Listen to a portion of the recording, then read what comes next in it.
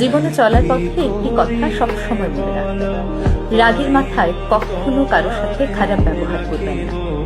অনেক সময় আমরা রাগ নিয়ন্ত্রণ করতে না পেরে সামনের মানুষকে কটু কথা বলি, খারাপ ব্যবহার করি, এমন একটি কথা বলে বসি যে কথার মাধ্যমে সেই মানুষটি ভীষণ আঘাত পায়।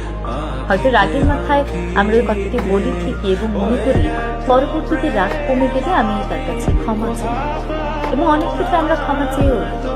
কিন্তু আমরা বুঝতে পারি না সেই মানুষটার ভেতরে যে ক্ষত আমরা সৃষ্টি করেছি, শুধুমাত্র ক্ষমা চেয়ে সেই ক্ষত কখনোই সারিয়ে দেওয়া সম্ভব নয়। একটি কাঁচের পাত্র পড়ে যদি ভেঙে যায়, আপনি চাইলে সেটাকে আঠা দিয়ে জোড়া ঠিকই লাগাতে পারবেন, কিন্তু তার গায়ে দাগ তো থেকেই যায়, সেই দাগ কখনো মোছা যায় না। তাই রাগের মাথায় কখনো কোনো মানুষকে এমন কথা বলবেন না যেন তার হৃদয়ে দাগ পড়ে যায়, আর সেই দাগ কোনো কিছু দিয়েই আর মোছা যায় না।